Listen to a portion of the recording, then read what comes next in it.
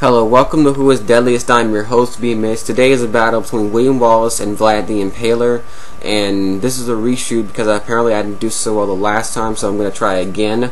First of all, for William Wallace, he was a Scottish outlaw who led his country and tried to get them freedom from England, and Vlad the Impaler was a sick, maniacal, evil bastard who led his country and ruled with an iron fist.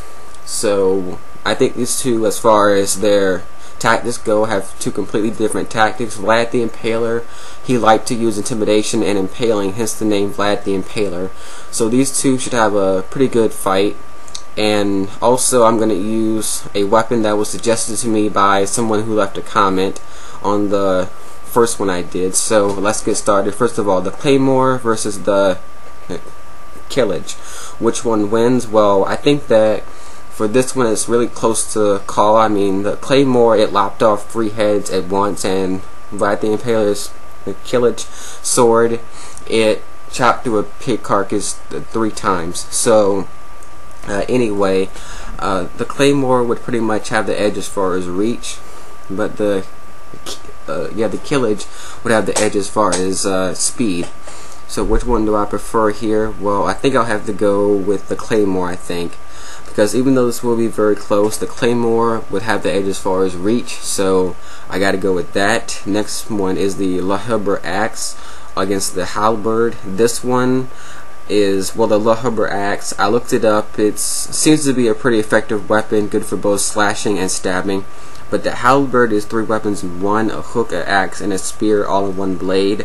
And the only thing that replaced it in history was gunpowder, so I think I'll have to go with the Halberd.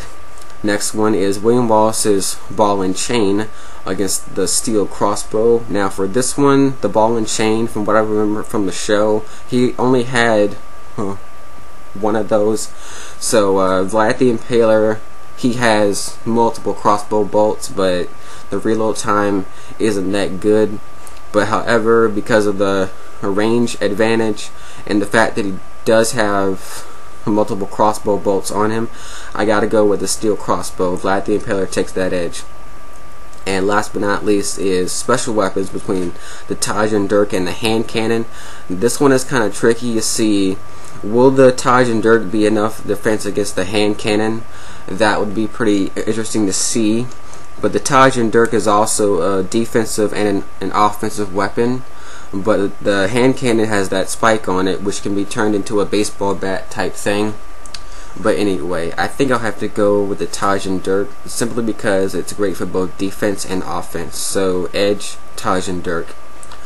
Alright, so let's do a quick review of the edges. First of all, for short range, that was William Wallace. For mid range, that was Vlad. For long range, that was Vlad again. And for special weapons, that was William Wallace. Okay, so which one do I think is deadliest between these two great, guys who led these two great military leaders, William Wallace and Vlad the Impaler?